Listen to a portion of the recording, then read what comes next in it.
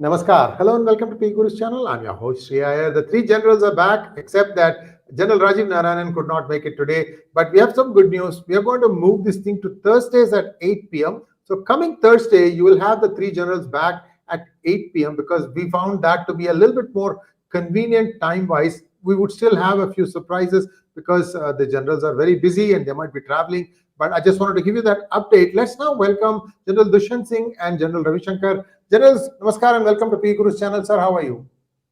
Oh, thanks a Good. lot. And yeah, we are good.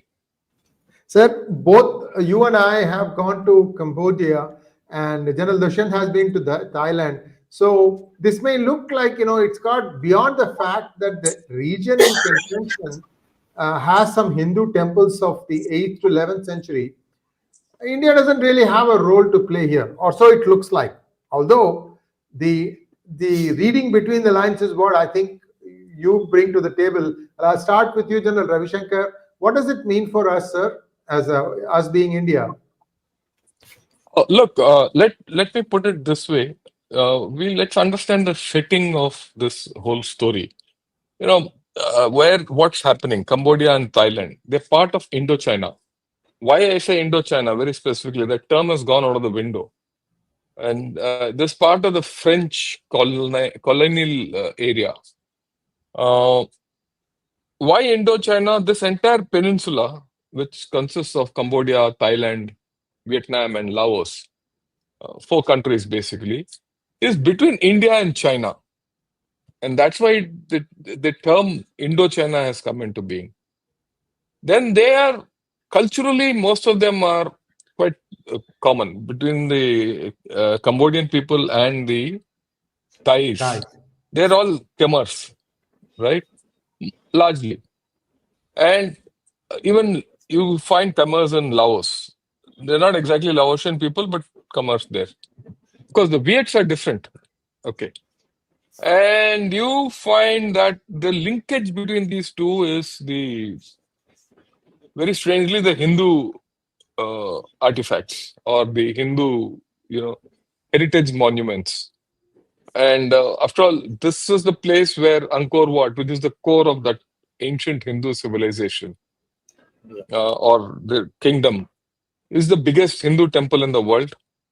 And 𝗏𝗼𝗏𝗏, where this whole story is happening, is at the edge of, is part of that spread of that kingdom as you for the local folklore. In fact, there is a place in Angkor Wat, if you climb up in the evening, 𝗏𝗏𝗏𝗏 comes into sight, right? You from there.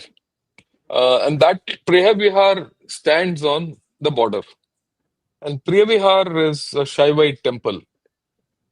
𝗏𝗏𝗏𝗏, interestingly, doesn't have Buddhist overtones, whereas Angkor Wat has. I'm giving you the cultural background only to put certain things in context. Why? I mean, these are all dead temples. When I say dead temples, there's no deity there, there's no prayers, most of them in ruins. The 𝗏𝗏𝗏 temple is something which India is renovating, because some of these temples which are in ruins are being renovated by Japanese, India, like Indo-Cambodian friendship.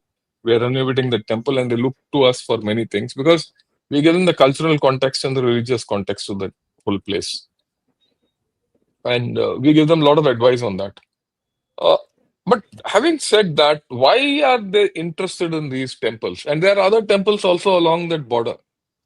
And the border, the Cambodia-Thailand border is signified by a mountain range called the Dang Rek Mountains. Right. And it's a watershed. The watershed is very clear. The watershed of the Dang Rek gives you the clear watershed. But the French people gave all the monuments to Cambodia. But for some strange reason, both these countries never had a fight till they became UNESCO heritage states. The moment they became UNESCO heritage sites, the border disputes have started, and basically it's for money and the tourist attraction and things like that. And that's where it is. This is not the first time they fought. They fought in 2008 also. Now it has erupted again. This whole story started in the Emerald Triangle. Emerald Triangle is the tri-junction between Laos, Cambodia, and Thailand. right? And that's where this 𝗟𝗲𝗏 is. It started with one Cambodian soldier dying, and then it has spread. It's at about 6 points AWO. And where we see, for 2-3 days the firing went on.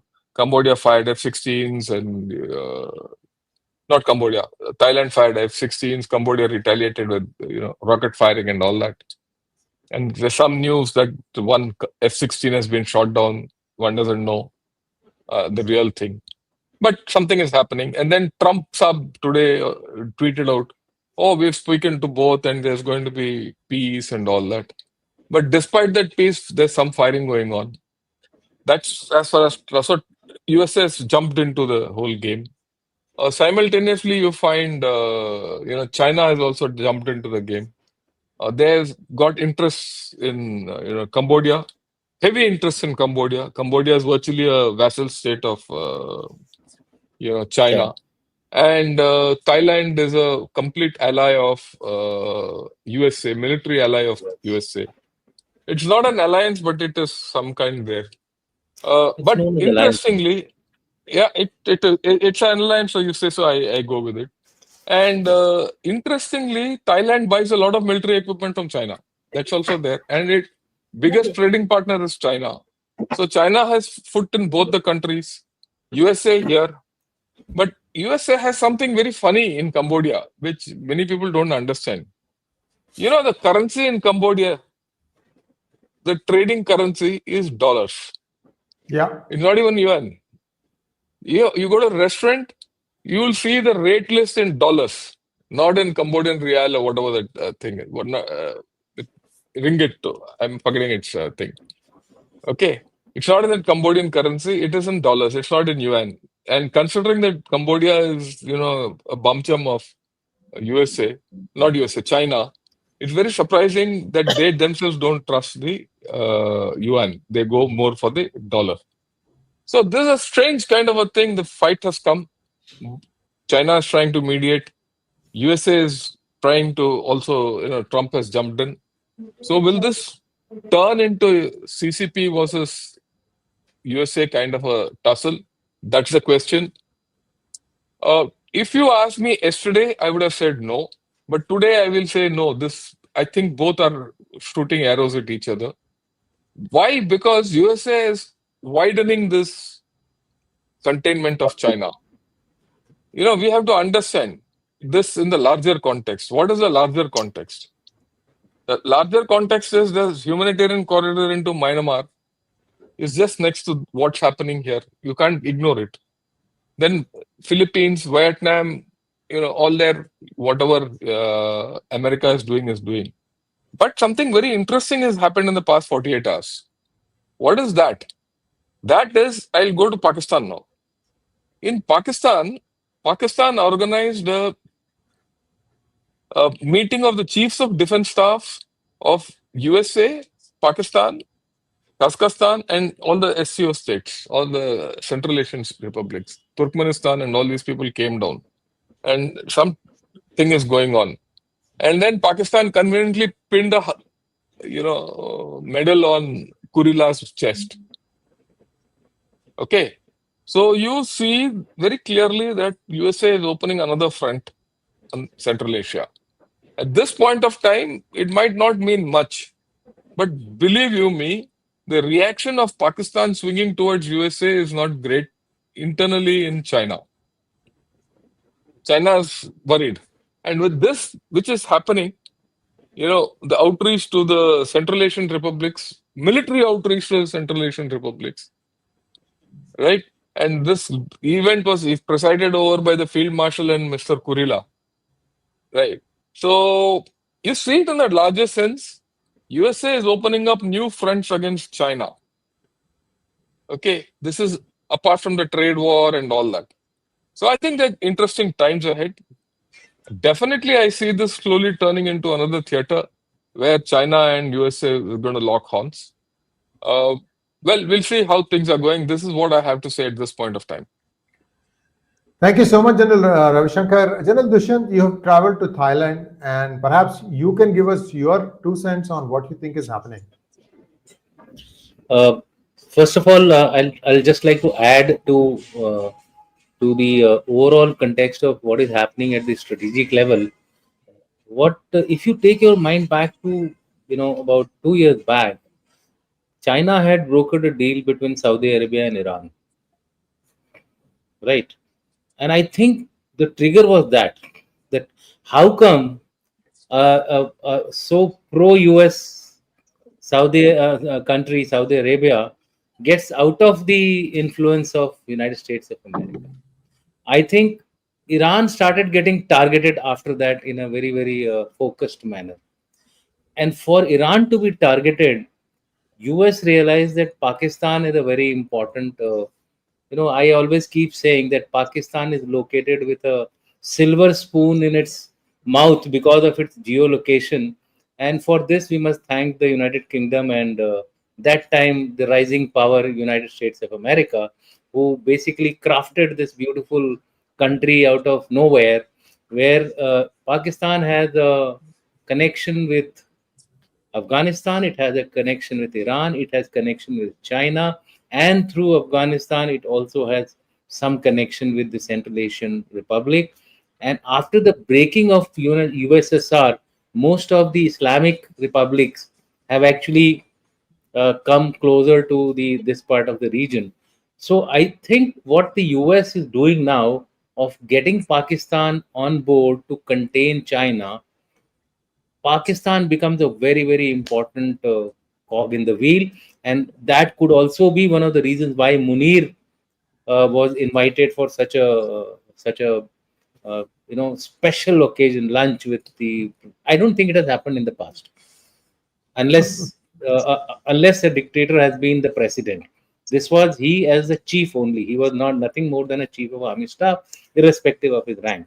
So therefore, the meeting which Jan Shankar mentioned about putting a medal on Guerilla, who's supposed to be CENTCOM 𝗫𝗍𝗫. And let me tell you, Pakistani officers develop a very close relation with their United States Army officers right from the time they are youngsters. I have seen them growing.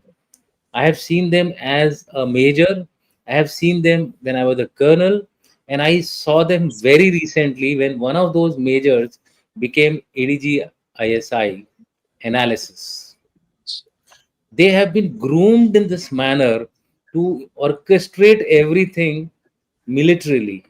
They also say that the Pakistan as a nation cannot be governed by civilians. They don't have the capability. This is the grooming done to every Pakistani officer. So that is the Western flank. Now, if you keep coming, Jan Shankar has already mentioned about Bangladesh, humanitarian corridor, and now expanding the conflict towards Cambodia and Thailand. And also, do not forget, Taiwan, Philippines, those are already brimming hot with the Chinese and the US standoff taking place through third countries. Some people also, I don't know, I may be shooting an arrow in the dark. Some people may also be attributing this expansion of conflict zones, especially in the Indo-Pacific, if I were to say, because CENTCOM boundary finishes off at Pakistan for defense industry as well. Only reason why I don't agree to this is because as of now the US defense industry is totally out of capacity. It is not able to meet its own requirement. It is not able to meet the requirement of Ukraine war. So I don't think in the unless it's a long-term proposition where Thailand already has F-16 aircrafts with them. They would like some more to be given to them. I don't know, and Philippines, etc. But Philippines, as you've seen, that they have gone to India. Now coming down to Thailand. Thailand is a military which is heavily uh, heavily structured around the US model.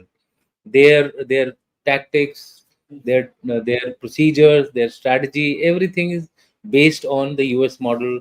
Their special forces utilize the same kind of drills. So I had happened to have gone to Thailand to discuss the cooperation between special forces of India and Thailand, and we realized that we in fact saw one of their competitions of various special forces groups trying to compete with each other, and I realized that while they were good, But I think there were no match for this, let's say, the special forces of India or special forces of any other professional military uh, country. But they had the intent to do well. So I was interacting with them, and then I realized that they are seriously looking at possible conflicts along the Cambodian border. And this is, I'm talking of 2017, right? So what I'm trying to imply is that the Thailand as a country has been prepared for such a conflict. If they are being prepared on somebody's behest, I don't think so, because the historical context between Thailand, Cambodia is huge, in the sense same thing is being claimed by Cambodia as a Khmer's history, and Thailand as a as their culture, because of the Indian influence there. So the same temple gets claimed by both as part of a historical context. And as you know, the French or any colonial power at that point in time always kept something when they were drawing these lines, irrespective of the watershed which Jan Shankar has been talking about, drawing the line in such a manner that ultimately there would be conflicts for perpetuity. Is it one of those conflicts? That is only time will tell. Only thing is, why I highlighted the Thai experience was the capacity to take punishments. I do not think these two armies have that long-term capacities to take punishment of this kind, and we may see the war ending soon. That's my one observation on this. If it extends, it will be really a for me it will be a surprise. Jan Shankar wanted to interject here, and over to you, sir. Yeah. I just want to add, look, you are giving a Thai perspective. Let me give a Cambodian perspective, because I've interacted with the Cambodian army, and people have to get the hang of it. You see, the Cambodian army is an army which is formed out of its civil war. It had a gory history, Pol Pot, and after Pol Pot, when Pol Pot killed n number of people, and the pity is that Pol Pot died a peaceful chap at the base of this 𝗟𝗏𝗏 mountains only. Yeah. His grave is there. People go to his grave, incidentally. It's a tourist site. But the kind of torture, the kind of killing, everyone, and he put Mao to shame. Now, you have a history where Vietnam invaded Cambodia, kicked out the Khmer Rouge at that point of time, went back under international pressure and all that. And then Cambodia descended into a civil war. It was in a civil war for a long time. And it started coming out of a civil war around 2004-05 or so. And then the rebel forces and the Cambodian army of that time joined hands together. And they were amalgamated into one. The thing is, this Cambodian army is not well equipped. It doesn't have the money. It doesn't, and they've not rebuilt the army the way they can. They don't have the money for it. But one thing the Cambodians have is the capability to fight. And they have the capability to fight a guerrilla war. Okay.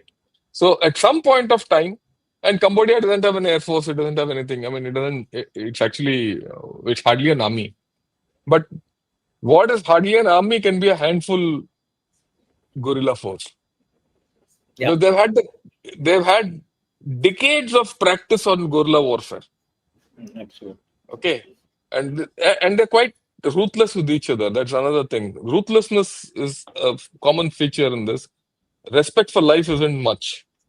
So while one way of looking at this is that they might not have the wherewithal to go through a conventional war as we understand, but this conflict might shimmer.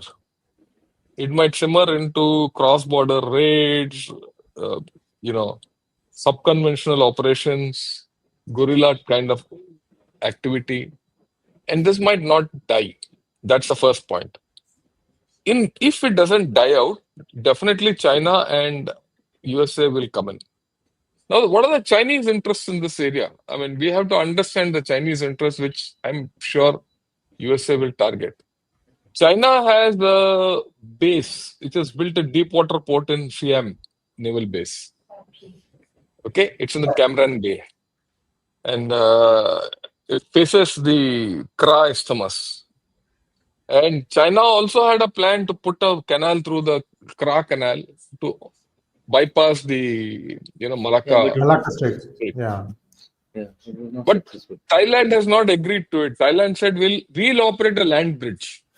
On the other side, ships can come, transship into a land bridge. We'll operate it, reload into ships and go. China has not agreed to it.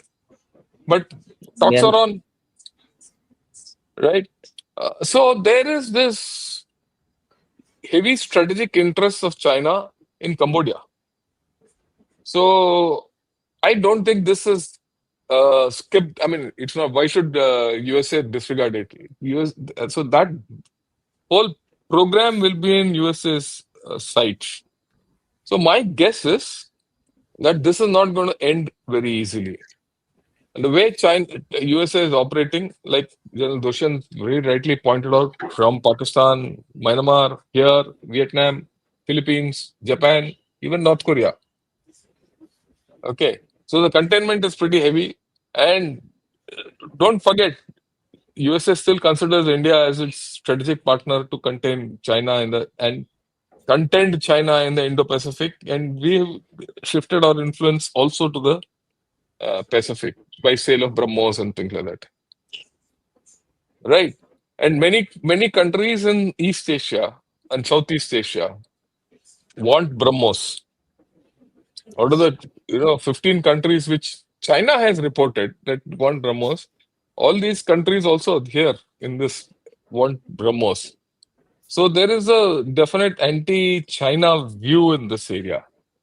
I wouldn't say anti-China, but they want defenses against China. So I think if something, this conflict at this point of time is at a nascent stage. Okay. But everything starts at a nascent stage. This is my view. Yeah, I mean, you're right, sir.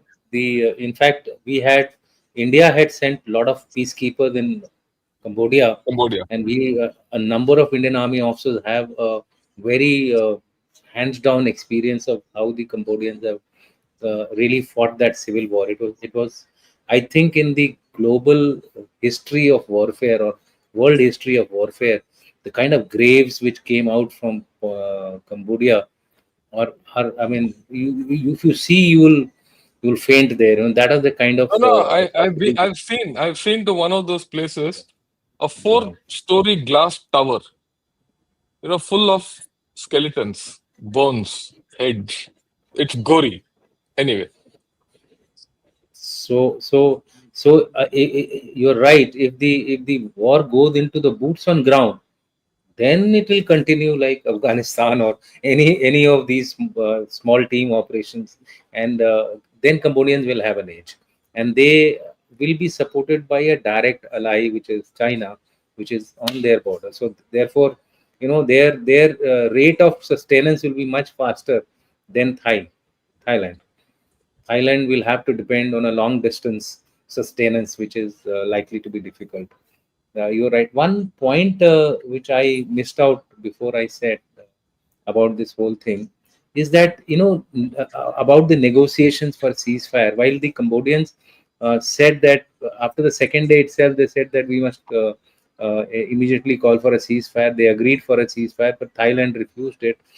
Thailand, the Cambodians want a typically Pakistani kind of a ceasefire where there would be a third party intervention, whether it is the Chinese or the US, whereas Thailand doesn't want a third party intervention. They are although agreeable to ASEAN intervention. So if there is an ASEAN body, or if there is a bilateral body overseen by ASEAN to sort out this even boundary problem, they are willing to go ahead with that. So this is the slight difference between the two. We can compare them. I don't say that they're fully as India, Pakistan, but something like that. So if it is a comparison, then we also need to have that there is something called US-China taking place here. Because if this is happening, then it is also taking place here. And therefore, maybe there are other disputes in the South China Sea which might get flared up in the next few months or days. That is something which we have to be careful about. Thank you, sir. Yeah. Now let's go to the second topic about weaponizing commodities. Now, the CCP has weaponized it. First, they said that they will not sell rare earths to the United States, and it is believed that that made the US climb down from their tariff rates, and also they also allowed 300,000 Chinese students to continue studying in the United States. This is what is talked about. And again, this is just a framework. It's not a final deal between US and China. But China, who exports a lot to India, has actually weaponized the commodities. It does not want to give rare earths to India. It doesn't want to give fertilizers to India. As a policy, how risky is weaponizing commodities? I'll start with General Ravi Shankar and then I'll come to General Dushyanth Singh. Look, weaponizing commodities is not a new thing. It's always been done. Oh, Second World War, sir. Pearl Harbor. Well, yeah. So weaponizing commodities is not new at all. The question is, why is China doing it at this point of time? You know, they've not shut the door, they've not opened it, right? They want, and there is some talk on, and this whole thing started, you go back last year to Kazan, you know, when Xi Jinping and Mr. Modi met, and you know, we agreed to withdraw from Depsang area. We disengaged from that Depsang and you know, that belt. So we are not in a face-off kind of a situation. But after that, nothing happened. Recently, after we went for that SEO meet and we agreed some flights recommencing and, you know, tourists recommencing, tourism, all that. Plus, there is talk of some trade easing, FDI up to 24% being allowed and all that is on the cards. And China is hoping to nudge us into all this, improve its trade with India through these, you know, what shall I say, weaponization of rare earths, fertilizers, and things like that. After all, it's doing it because it needs a hedge against USA. It needs Indian markets. We all know China is in a bad shape, right? And our market is at floor level. When I say floor level, remember, we have restricted Chinese goods entry into India post 2020. Those restrictions have not been taken off. So the uptake for Chinese goods, if allowed, will be huge in India. The Chinese know it. It will give them a surge. It will give them a hedge, right? And they also know that India is, at this point of time, got into an FTA with UK. It's getting into an FTA with 4 other countries, plus Peru, Chile. We're good with Argentina. We're doing deals in South Africa and all that. So it makes economic sense for China to invest into India and, you know, mend its fences with India. But it's playing the hardball. So it's only to be expected. So what do we get out of China is the issue. They put their cards on the table. You have already put your cards on the table. How you want to deal with it is what it is. In fact, our foreign minister also said that we're not going to be in a hurry to do anything. But not only a foreign minister, even our finance minister said that. Plus, you see our trade deals with others. Mr. Goel has said about with others is going on track. So the point is, it's a matter of how you handle this whole situation. And it also is a matter of how fast you can put your own rare earth magnets together. Yeah. How fast you can put your rare earth resources together. How can you have a policy for your rare earths? Incidentally, you know, this is not a knee-jerk reaction from China. We have stopped export of all rare earth minerals, right? Rare. When I say rare, I mean, you know, the raw material, ore. We've stopped it from export. Okay. And a lot of this used to go to China. So if you don't give them, they'll not give you rare earths. So there's what kind of a trade you want in rare earths, you have to see. Do you want to give them raw material low down in the chain and get rare earth magnets at the top end of the chain? Or you withstand the pain, get someone to invest into technology here and make your own magnets and go ahead, is something which the government as a policy and has to decide, and it has to put things in place so that we are self-sufficient in these things which China is holding us to ransom. And there is scope, because already Japan is interested in this. Japan already has a rare earth factory in place 𝗪𝗪𝗡𝗏𝗏, 𝗤𝗎𝗄 rare earths, right? So can we get the Japanese to help us in this? Because we have an adequate raw material of rare earths. We might not have dysprosium. Dysprosium is only in Myanmar. Okay. But you have samarium. Samarium cobalt, we are very good at the technology. Can you valorize it? Can you put it up the value chain? Can you fast track it? These are the issues which government of India has to take a call on. And also some rare earths have been discovered, or something is going on in 𝗏𝗏𝗏𝗏, East 𝗏𝗏𝗏𝗏, right? So how good that is, what does that have, that has not come out very clearly. And of course, I'll get another angle to this. Myanmar is critical because most of China's rare earth comes from Myanmar and Mongolia. Inner Mongolia is light rare earth elements. The heavy rare earth elements come from Myanmar. And there are issues in Myanmar regarding, environment, people getting sick, people getting cancer and all that. So this humanitarian corridor is actually aiming there. Don't think it is for Rakhine State and all that. No. It is directly aiming into Shan State to upset the rare earth apple cart for China. So in this case, well, you already carried out a cross-border thing into, Myanmar. We did it just a few days back. Can you extend the reach? Yeah. Can you extend the reach of that and help America along? Because in this kind of a game, there are no morals. Let's be very clear. And you upset the apple cart in Myanmar, dysprosium apple cart of China and Myanmar, then maybe things will happen. So you have to have a multi-pronged approach to handle this whole story of weaponization of, minerals. General Dushyant, would you like to add to that? Yeah, in fact, the flavor of Trump era is rare earths and minerals. So what is happening everywhere is that wherever there is a kind of a conflict which is growing up, there has to be some element of rare earth. India saw this coming, this problem of rare earth well before what we are discussing. In fact, I would link it to the Galwan period.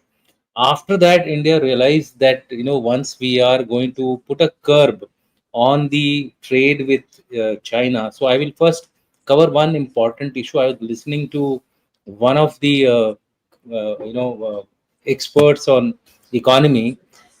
Somebody asked him a question that look, we put a lot of curbs on China, that we will reduce the trade between India and China, but the trade has only grown. So his reply was that, well, while the trade may be just about the same level or marginally up, and also deficit is in favor of China, in the sense China exports more than it imports.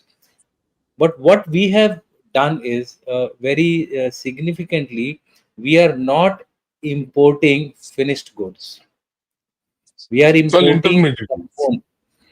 importing components. So therefore, there is this whole thing about 2 years back, National Critical Mission for Minerals has been established.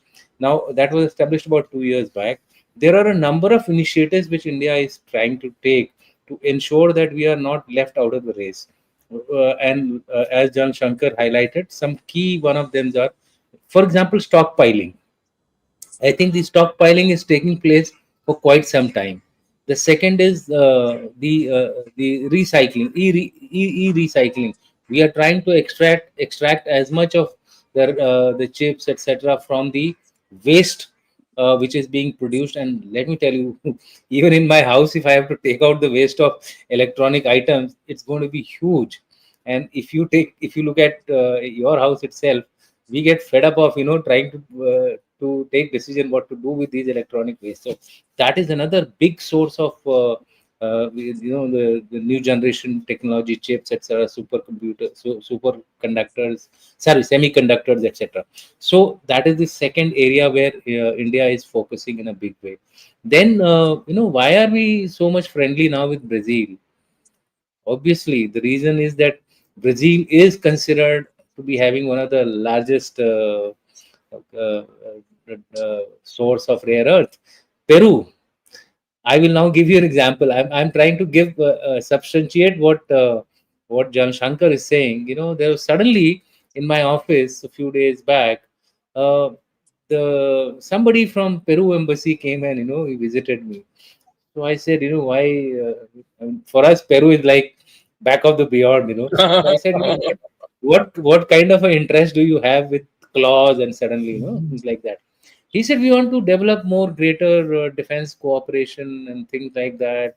So then I started googling around. I said, yeah, why suddenly nobody used to come from Latin America to India, so to a think tank like India, a warfare think tank like Claws. So therefore, I suddenly realized that these guys are also very good in minerals. So probably they are also now trying to exploit their resources for getting more benefits. So why not?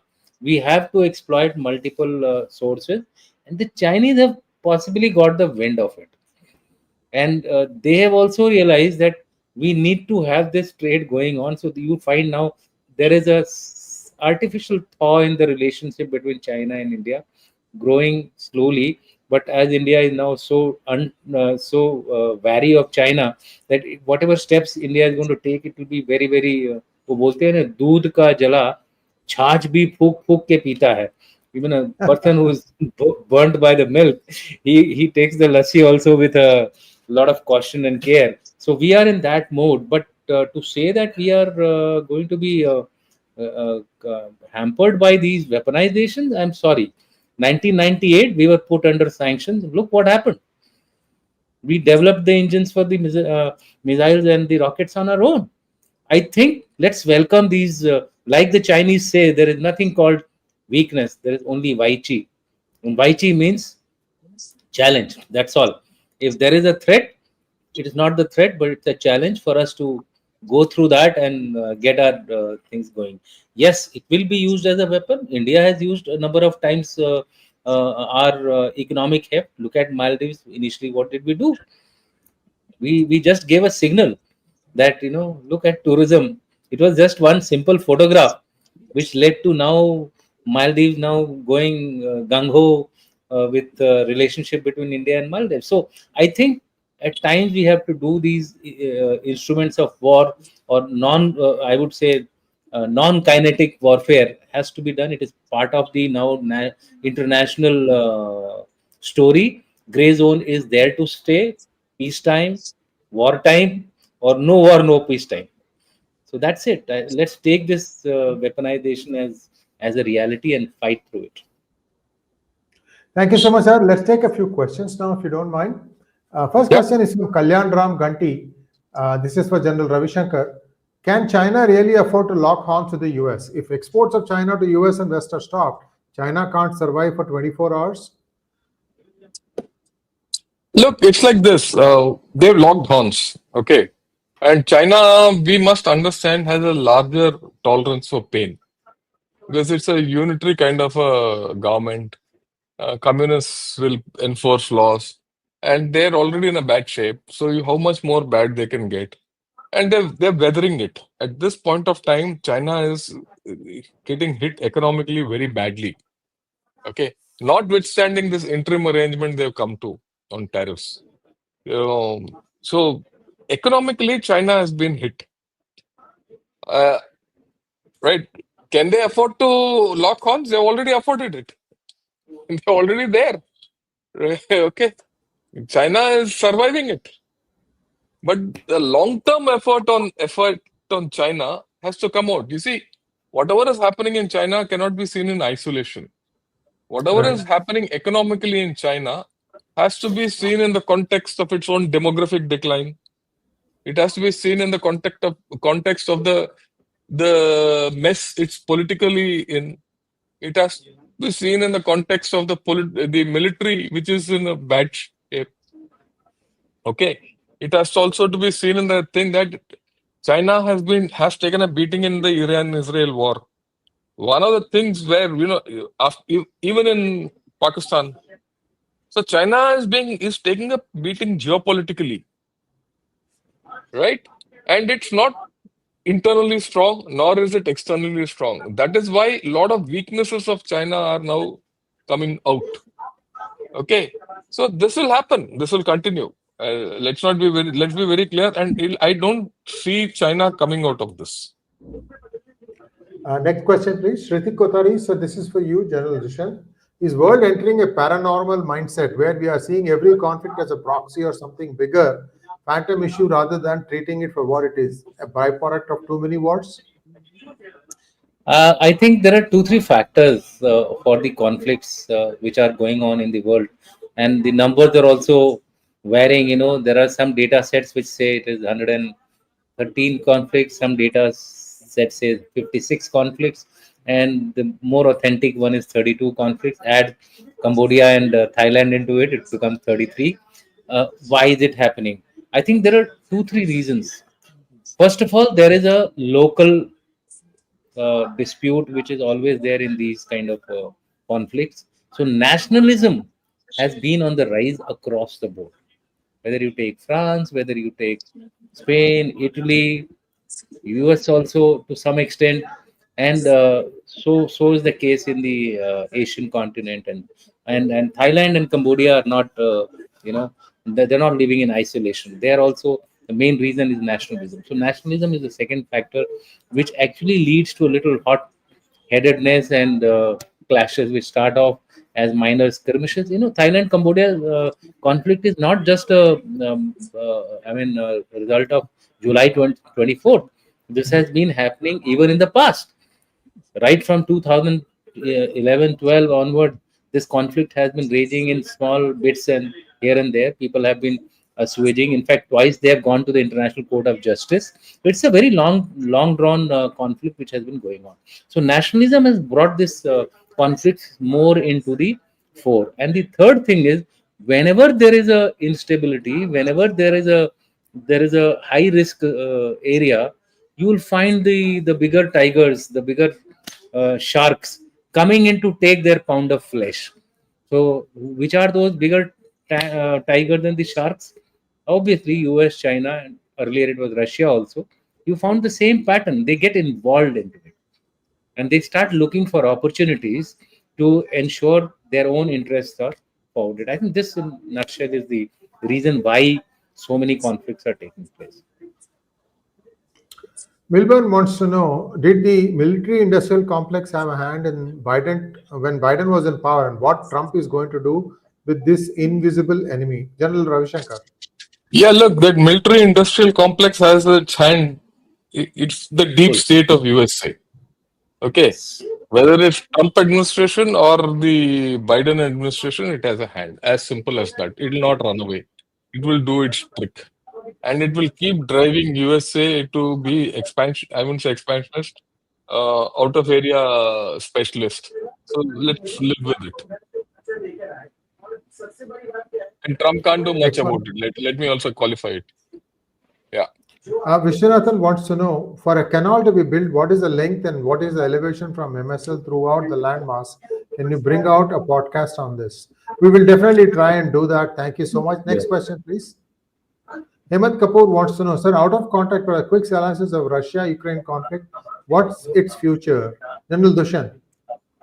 Well, Russia-Ukraine conflict, my take is that if Ukraine is no more going to be supported by the US, which doesn't seem to be, it's only the industrial capacity of US which is preventing them from doing so. Maybe the Europeans will kick in, If they kick in, this conflict will continue for furthermore time till Ukraine gives up. I don't think Putin is going to give up. He has the Next nuclear. question. Yeah. He has the nuclear assets with him, and no nuclear power tends to give up so easily. Sugan Deis wants to know, do countries have the infrastructure to produce on scale like China and Russia? They will, given that. Do they even have the skilled workers? Yeah, more than that. This chap seems to be more a Chinese kind of a bot. So Absolutely, yeah. Well, that brings us to a close of today's program. We'll be back Thursday, and we'll be giving the topic about an hour or so before the program starts. Thank you once again, General Dushyant, General Ravi Shankar. This came to you live from 3 different channels. Yes, sir. We would say something. Yeah. Oh, thank you. Thank you. You. Saying thank you. Thank you, sir. Yeah. Thank you. Okay.